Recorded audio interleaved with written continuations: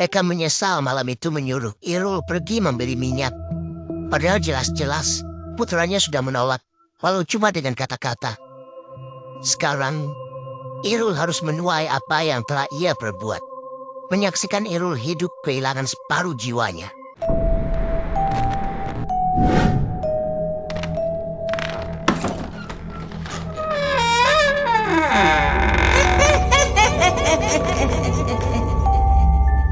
Jumpa lagi dengan Nini.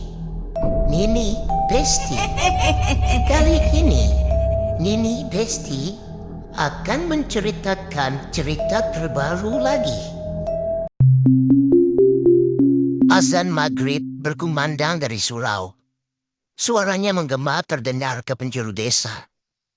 Para lelaki tanpa memakai sarung keluar rumah. Beberapa wanita mengenakan mukena, ikut sambil membawa sajadah.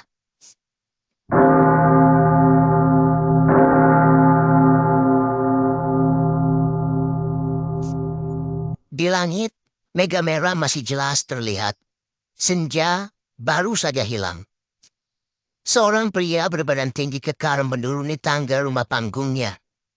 Ia mengenakan sarung bermotif kotak dan baju koko hijau daun. Siap berangkat ke surau. Di belakangnya, remaja berumur 14 tahun mengekor dengan wajah lesu. Ia sebenarnya tidak ingin pergi ke surau. Masih asik dengan gawainya, tapi dipaksa ibu dan ayahnya. Pria itu bernama Irawan. Sedang remaja yang berjalan di belakangnya adalah Irul, anak kedua dari pernikahannya dengan wanita bernama Eka. Irawan dan Eka sudah lama menjalani rumah tangga. Mereka memiliki 3 orang anak. Dira si sulung yang kini berumur 19 tahun, Irul, lalu adiknya Rafan yang usianya masih 6 tahun. Eka tengah memasak di dapur saat suami dan putranya pulang dari sholat maghrib di surau. Dira berada di sisinya, membantu mengupas bawang. Irawan yang baru pulang kerja menjelang maghrib tadi langsung ke kamar untuk beristirahat. Sedangkan Irul sigap duduk dan memainkan gawainya sambil menjaga Rafan yang asik menonton kartun di televisi. "Kak, aku lapar." Rafan mengeluh pada Irul yang duduk tidak jauh darinya. "Sabar ya, masih dimasak ibu sama Kadira." "Tapi aku mau makan sekarang, Kak." "Kalau tidak sabar minta sama Kadira sana, jangan sama aku." Kesal karena diganggu, Irul membalas ketus. Matanya fokus menatap layar handphone. Irul memang rada ketus anaknya. Dia tipikal remaja cuek dan tidak banyak bicara. Sebenarnya, Irul penyayang dan penurut. Hanya saja ia gampang kesal kalau diganggu atau mendengar celoteh panjang. Padahal, dirinya sendiri suka menggerutu kalau sebal. Rafan bangkit meninggalkan ruang tengah. Pelari menghampiri Dira yang tengah mengupas jagung. Malam ini, Eka hendak memasak bakwan jagung kesukaan suami dan anak-anaknya. "Sabar ya, nasinya baru matang, belum ada lauk. Kalau Rafan mau makan sekarang, cuma ada tempe goreng tadi siang sama kecap." "Yakin tidak mau menunggu bakwan jagungnya?" Dira berusaha menenangkan adik bungsunya yang merengek minta makan. Sudah, main saja dulu, Rafan. Makannya nanti, tunggu matang. Biasanya juga kan kita makan jam 7 malam. Ini masih jam berapa?" "Irul, ajak adikmu main, biar tidak ganggu kakaknya." Eka menyela Dira, menyuruh si bungsu bermain dengan kakaknya di ruang tengah. "Ya bu, sini Rafan, biar kakak main saja." Rumah tangga Irawan dan Eka memang warna-warni. Sifat individu di rumah ini sangat beragam. Ada Irawan yang bijak dan penyabar, Eka yang temperamen dan ceplas-ceplos. Juga ada Dira yang sifat dan tingkah lakunya lemah lembut bak Tuan Putri. Irul sendiri, anaknya pendiam, lebih banyak bekerja daripada bicara. Penurut, meski sering menggerutu sendiri kalau disuruh-suruh. Sedangkan Rafan, sifatnya masih belum ketahuan, masih anak-anak. "Irul, sini, beli minyak makan." Jam setengah 7 malam, saat sedang seru bermain handphone, Irul dibuat kesal karena diteriaki ibunya untuk membeli minyak makan. Eka lupa kalau minyak makan di dapur habis. Ia belum sempat membelinya saat ke pasar tadi pagi. Malas bu, sudah malam juga. Kalau tidak ada minyak jangan goreng-goreng lah bu. Atau minta ayah saja ke warung. Irul mengeluh sebal sambil menenteng gawainya. Tapi langkah kakinya tetap mendekat ke arah dapur, menghampiri Eka. Sudah, jangan banyak protes. Ayahmu capek, baru pulang kerja. Jadi kamu saja yang berangkat. Beli minyak yang 2 liter. Kalau tidak ada yang 2 liter, baru beli yang 1 liter.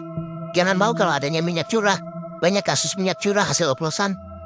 Warung Mang Ali biasanya masih buka sampai malam. Kamu ke sana saja, naik motor biar cepat. Tutur Eka agak keras, sembari memberikan beberapa lembar uang. Memang, nada bicaranya seperti orang marah begitu. Kalau orang yang belum kenal dengan Eka mendengarnya, pasti akan mengira ia benar-benar sedang marah. Untung, yang Eka suruh adalah Irul, anak sendiri, yang jelas sudah biasa dengan intonasi bicara ibunya. Setelah menerima uang dari Eka, Irul melangkah gontai, meraih kontak motor di dekat pintu, lalu menuruni tangga. Bibirnya menggerutu kesal karena terganggu, padahal dia sudah hampir menang. Terus saja begitu setiap aku main, pasti minta tolong ini, itu. Giliran lagi tidak main apa-apa, malah tidak dimintai tolong. Sengaja sekali.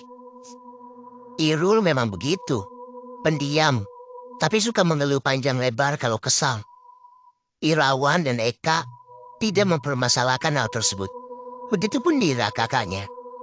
Toleransi terhadap keberagaman sifat dan sikap di keluarga ini sangat tinggi.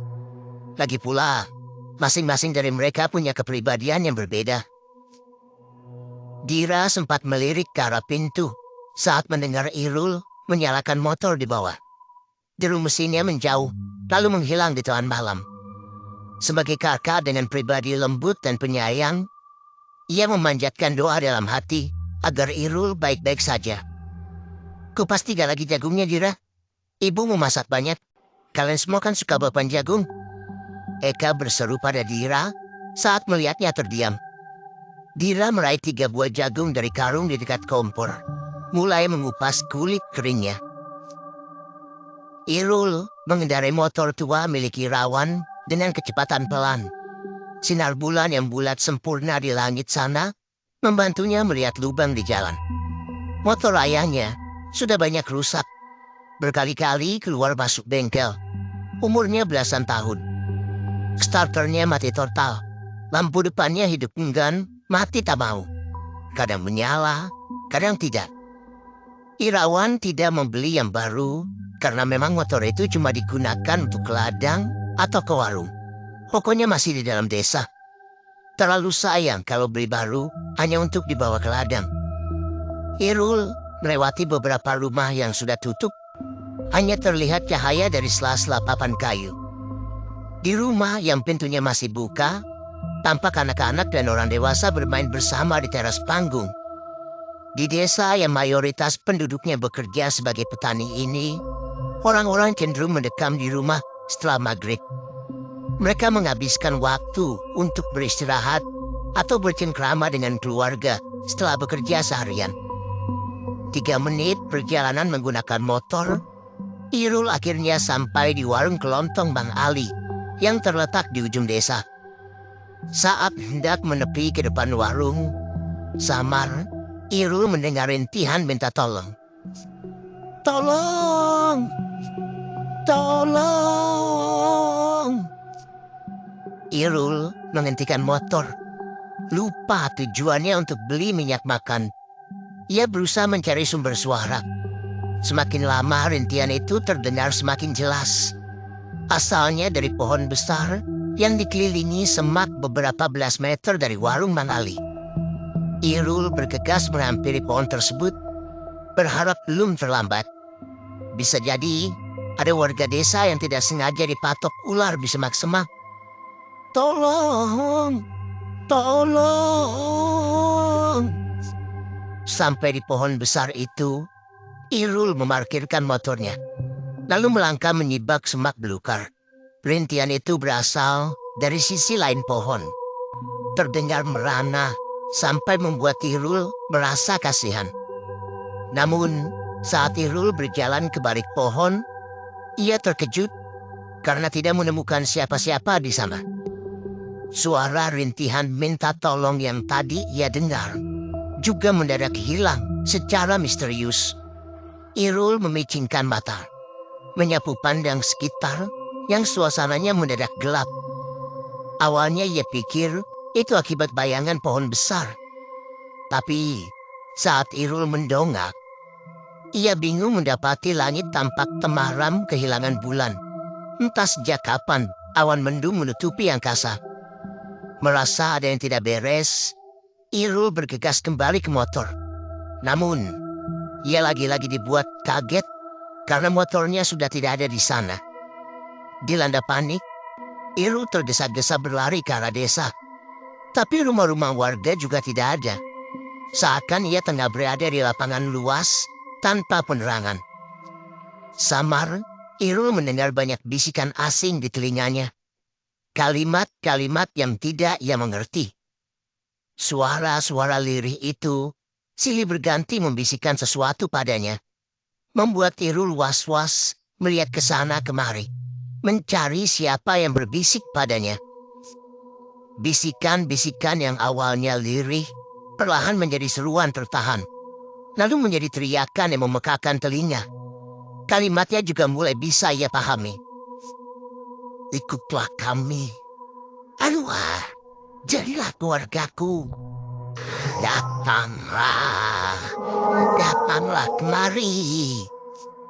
Karena rasa takut yang menumpuk di pikirannya, serta panik yang bertubi-tubi melanda, Irul kehilangan kesadaran beberapa saat kemudian. Tubuhnya jatuh berdebam, tergeletak di atas tanah dingin.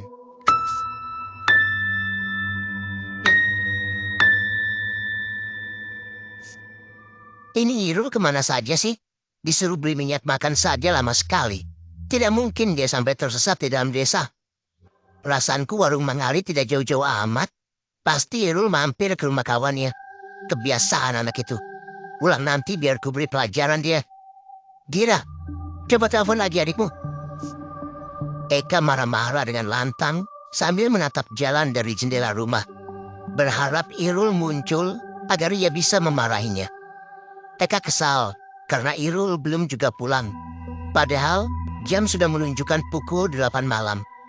Putranya yang satu itu memang terkenal suka nongkrong di rumah kawan. Rafan terpaksa makan tempe goreng yang sudah dingin karena tidak kuat menahan lapar. Kalau sudah terlanjur naik pitam begini, Eka tidak peduli. Meski ombelannya membangunkan Irawan yang sedang tidur. Pokoknya ia akan terus meracau marah sampai Irul pulang. Di sisi lain, sebagai kakak, Dira khawatir berat. Nomor handphone Irul tidak bisa ia hubungi sama sekali. Padahal sebelum ini, Irul tidak pernah mematikan handphone miliknya atau sengaja tidak mengangkat panggilan. Apa yang terjadi dengan adiknya itu? Kak Irul belum pulang. Aku mau makan bakwan jagung. Rafan bertanya sambil menarik tangan Dira. Ia masih belum mengerti situasinya dan mengira kalau Irul cuma main keluar. Sabar ya sayang, nanti Kak Irul pulang kok. Dira menjawab optimis. Eka masih mengomel sambil menatap keluar jendela. Masaknya terhenti karena tidak ada minyak. Ia masih menunggu karena ingin membuatkan suaminya bakwan jagung. Irawan sendiri sudah bangun saat azan Isya berkumandang. Ia duduk di depan televisi bersama Rafan. Hampir jam 9 malam. Amarah Eka mereda digantikan khawatir. Ini sudah terlalu malam untuk keluyuran. Apalagi Irul tidak pernah keluar semalam ini sebelumnya. Dira malah sudah dilanda panik. Ia mondar-mandir sambil menelpon temannya satu persatu. Atau teman sepermainan Irul yang ia miliki nomornya. Bertanya pada mereka, apakah adiknya di sana? Ya Allah, kemana anak itu? Ini sudah malam sekali. Tidak mungkin juga kan Irul ketiduran di rumah temannya. Eka mulai berjalan gelisah sambil sesekali melihat keluar jendela. Jam 10 tepat, Irawan memutuskan untuk keluar mencari keberadaan Irul. Ia mengetuk beberapa rumah yang lampu ruang tamunya masih menyala, meminta bantuan tetangga yang sekiranya masih bangun. Sekitar 10 orang berpencar mencari Irul. Jumlah itu sedikit demi sedikit bertambah saat warga desa lain yang menyadari situasi genting turut andil. 1 jam berlalu tanpa hasil berarti. Hanya ada petunjuk dari Mang Ali yang bilang kalau dia sempat mendengar suara motor berhenti di depan warungnya. Tapi kemudian motor itu pergi lagi tanpa membeli apa-apa. Mang Ali saat itu sedang tiduran di ruang tamu rumahnya. Jadi ia tidak tahu siapa pemilik suara motor tersebut. Sekadar informasi, warung Mang Ali berupa bangunan terpisah berjarak 5 meter di depan rumahnya. Eka dan Dira mulai menangis di rumah panggung. Rafan yang tidak paham suasana sibuk bertanya kenapa kakak dan ibunya menangis. Mereka tidak berani keluar malam, hanya membantu doa dari rumah. Jam 12:20 malam, salah seorang warga yang mencari Irul sambil terus berzikir, berteriak pada bapak-bapak yang lain. Ia menemukan sepeda motor milik Irawan bersandar di balik pohon besar di dekat rumah Mang Ali. Warga lain termasuk pemilik motor merasa heran. Pasalnya, tempat itu sudah diperiksa beberapa orang sebelumnya, tapi tidak ada motor atau apapun di sana. Satu persatu bapak-bapak mulai melontar ide.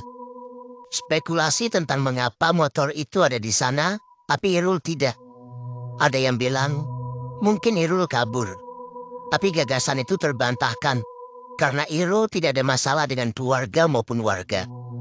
Ada juga yang bilang, kalau bisa saja, Irul sebenarnya hanya hendak kencing. Lalu saat kesemak-semak, ia diculik oleh orang jahat. Yang satu ini langsung ditepis oleh Irawan karena bicara yang tidak-tidak. Orang Bunian. Aku yakin ini ulah orang Bunian. Irul pasti diculik, kata salah satu warga saat suasana di antara para warga yang berkumpul mulai rancu. Ia teringat kejadian serupa yang terjadi 11 tahun silam. Gagasan ini mematik ingatan para warga soal Putri Palura yang hilang 11 tahun lalu. Kejadiannya bisa dibilang sama. Hilang saat pergi keluar rumah sendirian selepas maghrib. Mereka setuju, bilang pada Irawan untuk pulang dan minta bantuan Ustadz Lukman yang dulu juga berhasil membawa Putri Palura pulang. Saat mendengar deru motor Irawan mendekat, Eka dan Dira sudah merasa lega, mengira Irul pulang tanpa kurang satu apapun. Eka berjanji pada dirinya sendiri untuk tidak marah, meski ternyata Irul main ke rumah kawannya sampai ketiduran. Sayang, ketika Eka membuka pintu rumah dengan penuh harap, yang ia lihat adalah Irawan. Tidak perlu mendengar penjelasan apapun, melihat suaminya pulang dengan wajah tertekuk sambil mengendarai motor yang tadi dipakai Irul, Eka langsung jatuh terduduk sambil menangis sejadi-jadinya. Dira berusaha menopang tubuh Eka yang hendak rebah ke lantai kayu sambil ikut terisak. Anakku ya Allah, anakku kemana? Irul, kamu di mana nak? Pulanglah Irul, pulanglah. Rintik Eka disela tangis terseduh. Irawan menghampiri istrinya di ujung tangga setelah memarkirkan motor sembarang, memeluk Eka dan Dira sambil ikut menitikkan air mata. Rafan yang masih polos ikut memeluk kakak dan orang tuanya tanpa tahu apa-apa. Setelah semalaman tidak bisa tidur, pagi-pagi sekali Irawan pergi meninggalkan rumah. Eka sempat melihat suaminya keluar, tapi ia masih terlalu letih akibat menangis malam suntuk. Fajar menyingsing ketika Irawan sampai di kediaman Ustadz Lukman yang jaraknya hampir 10 menit jalan kaki dari rumahnya. Dia mengetuk pintu pelan sambil mengucap salam. Assalamualaikum, Ustadz Lukman. Waalaikumsalam. Untungnya tidak perlu berkali-kali mengetuk Terdengar balasan dari dalam. Diikuti suara langkah kaki mendekat. Pintu kayu kokoh itu berdecit nyaring saat terbuka, meninggalkan bekas melengkung di keramik putih. Seorang pria yang 5 tahun lebih tua dari Irawan berdiri di depan pintu, menyambut tamu pertamanya pagi ini. Mas Irawan, ada apa ya? Mari masuk dulu, kita bicarakan di dalam saja. Irawan melangkah masuk, kemudian duduk di sofa ruang tamu. Ia menghentikan Ustadz Lukman saat hendak menyuruh istrinya menyiapkan teh hangat. Maaf, Ustadz Lukman, saya tidak bisa lama-lama. Langsung ke intinya saja. Saya mohon bantuan Ustadz Lukman untuk membawa anak saya kembali. Irul, anak kedua saya, tadi malam disembunyikan oleh orang Bunian. Tutur Irawan langsung pada inti masalah. Sebagaimana orang berilmu dan banyak pengalaman, Ustadz Lukman tidak terkejut atau memberi respons yang berlebihan. Ia hanya mengangguk-angguk pelan sambil mengusap dagu yang ditumbuhi janggut pendek dengan ibu jari. Bisa, insya Allah bisa. Kalau kita sama-sama berusaha, Allah pasti akan senantiasa membantu. Kalau boleh tahu, bagaimana ceritanya ya? Sampai Irul bisa dibawa ke alam gaib. Ustadz Lukman bicara sambil tersenyum penuh arti, memberikan aura positif pada Irawan yang tengah terpuruk. Irawan kemudian menceritakan awal mulanya ketika Eka menyuruh Irul untuk beli minyak goreng. Saat itu ia tengah terlelap usai sholat maghrib, jadi tidak begitu tahu. Hanya mendengar ceritanya dari Dira ketika Irawan bangun untuk sembahyang Isya. Lalu tentang ia yang mulai mencari anaknya jam 10 malam, sampai ketika warga menemukan motor yang dipakai Irul untuk pergi ke warung Manali. Ustadz Lukman mengangguk-angguk tanda paham. Ia kemudian bicara pada Irawan dengan nada semangat.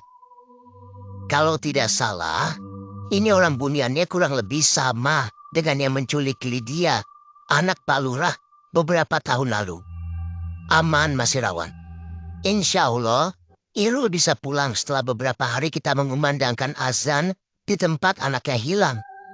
Tapi bisa jadi juga memakan waktu lebih lama dari perkiraan. Yang penting Mas Irawan sekeluarga tetap menyambung doa agar Irul bisa pulang secepatnya. Sekarang Mas Irawan pulang dulu. Mandi, istirahat, agar punya tenaga. Sepertinya Mas Irawan belum tidur semalaman. Nanti sore saya mampir ke rumah Mas Irawan. Kita berangkat bareng ke pohon tempat motor Irul ditemukan. Irawan pamit undur diri. Ia pulang dengan langkah yang lebih mantap serta punggung yang lebih tegap. Kata-kata yang penuh semangat yang dikatakan Ustadz Lukman sampai di hatinya. Sampai di rumah, Irawan meminta Eka dan Dira untuk terus berdoa agar Irul dapat segera pulang. Dia bilang kalau sore nanti Ustadz Lukman akan mengajaknya ke pohon besar untuk membawa Irul pulang. Seketika, suasana keluarga yang tadinya patah kembali bangkit. Mereka punya harapan untuk dipegang.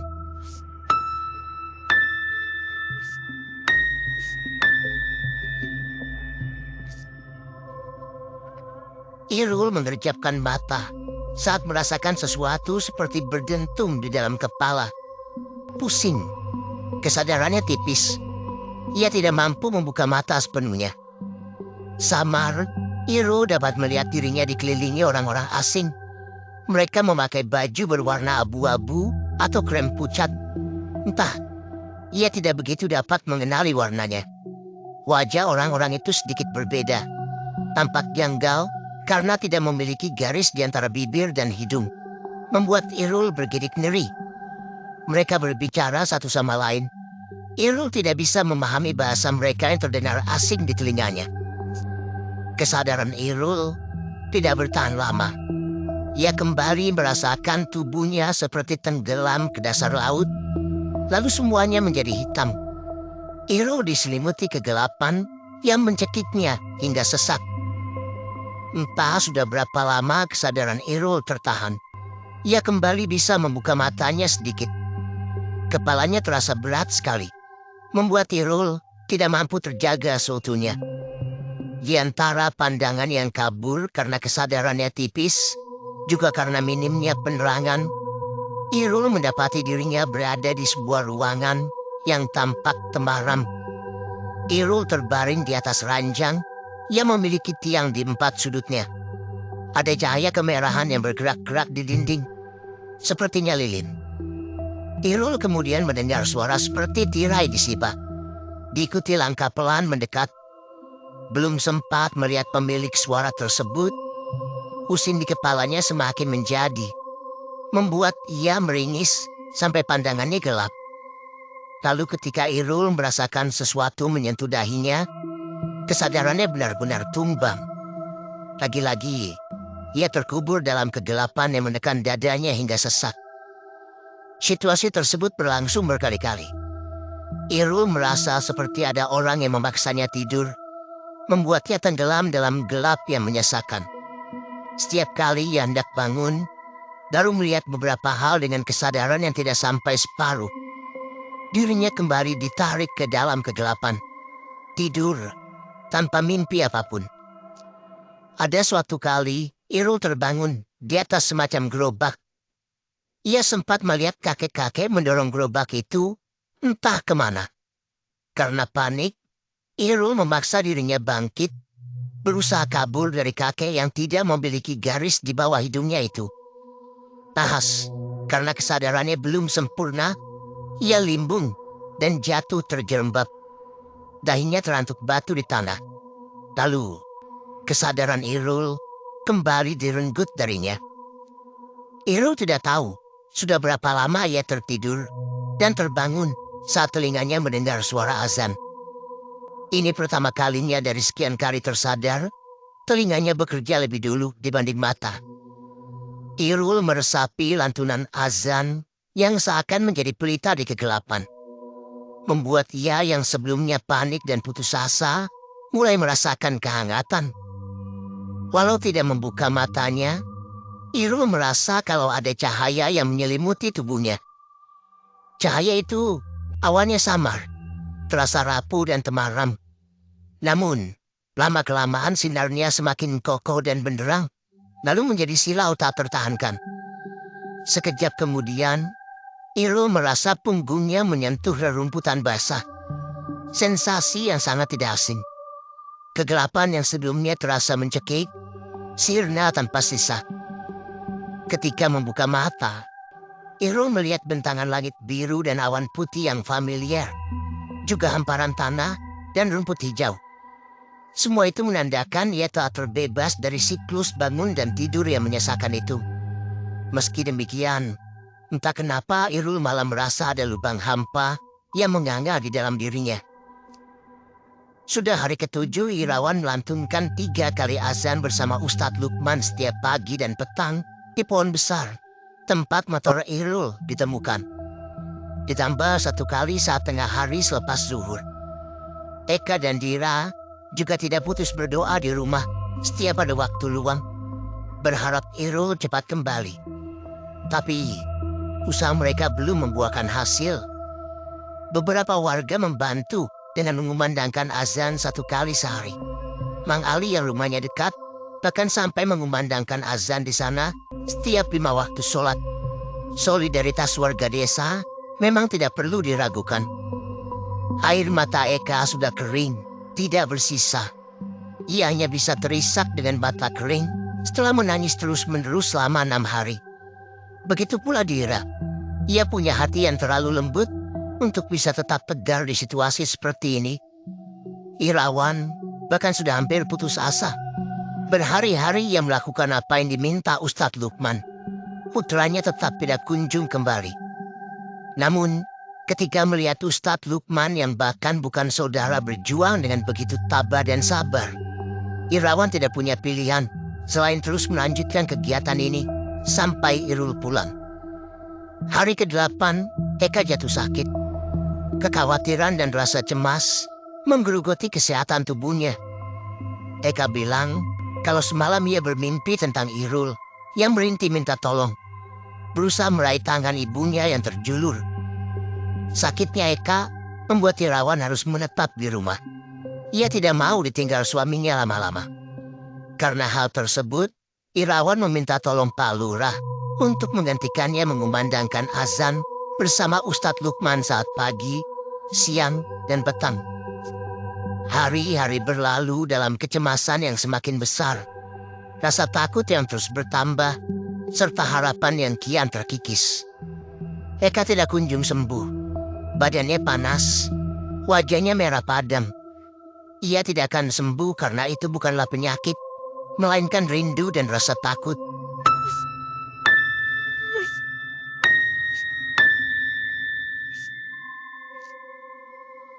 Hari ke-12 sejak Irul hilang, ketika Mang Ali selesai mengumandangkan azan usai sholat asar, betapa terkejutnya ia saat membuka mata. Ada remaja tanggung yang tergeletak di samping pohon besar. Itu Irul. Mang Ali langsung bergegas menghampiri Irul yang tergeletak dengan mata terbuka. Berusaha bicara padanya, tapi Irul hanya melirik Mang Ali dengan tatapan kosong. "Hei, Irul, kamu tidak apa-apa? Hei, Irul!" Irul tidak menjawab. Tubuhnya kurus, pipinya tirus. Ia tidak makan apa-apa selama 12 hari hilang. Tidak ada tenaga yang tersisa, walau hanya untuk bicara. Teriakan Mang Ali membuat warga lain datang menghampiri, membentuk kerumunan. Kabar tersebut menyebar dengan cepat, sampai di telinga Irawan yang masih menemani istrinya di kamar hanya dalam waktu kurang dari 5 menit. Kabar tersebut dibawa oleh salah satu warga yang berlari ke rumahnya. "Irawan, Irul kembali. Mang Ali menemukannya." Tanpa menunggu dipanggil 2 kali, Irawan langsung loncat dari duduknya. Bergegas lari tanpa pamit pada anak istri. Eka juga langsung bangkit. Padahal 4 hari terakhir, duduk pun ia kesulitan. Wajah yang beberapa hari belakangan tampak pucat penuh garis kesedihan itu kini dipenuhi harap. Dia jatuh terduduk sambil menutup mulut, menangis haru sejadi-jadinya. Irul tengah dibaringkan warga di rumah Mang Ali saat Irawan datang. Kondisinya memprihatinkan. Ia tampak linglung dan kelelahan. Pandangan matanya ke sana kemari, tidak bisa fokus. Irawan langsung membawa putranya ke puskesmas untuk mendapatkan perawatan. Ia tidak bisa berhenti menangis penuh rasa syukur sambil menggendong Irul di punggungnya. Eka menjenguk Irul yang dirawat di puskesmas setengah jam kemudian. Berjalan sambil dipapah oleh Dira, diikuti Rafan di belakangnya. Ia menangis haru, memeluk putranya yang sudah terlalap di ranjang putih. Irul dirawat inap cukup lama.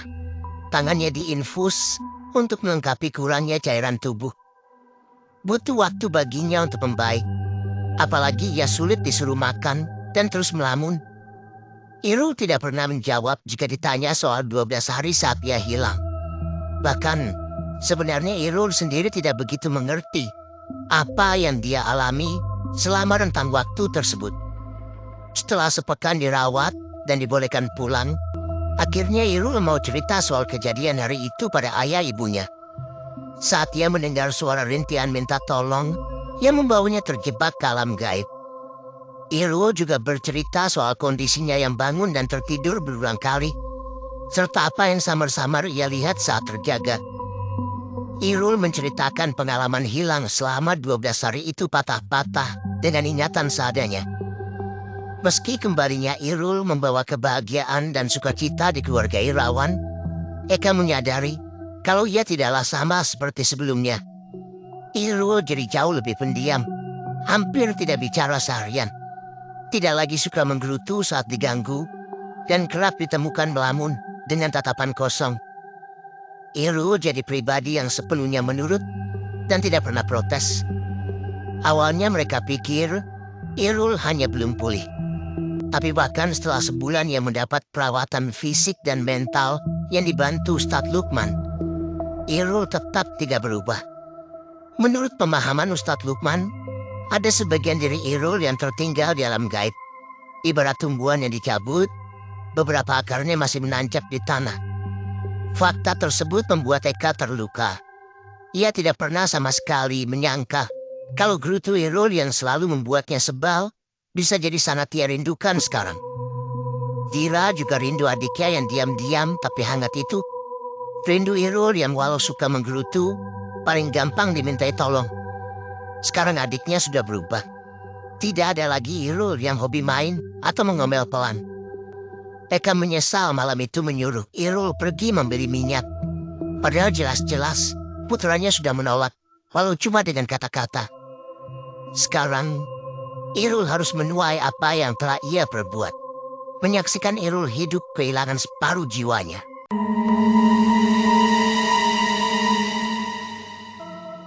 Terima kasih sudah mendengarkan. Wassalamualaikum warahmatullahi wabarakatuh.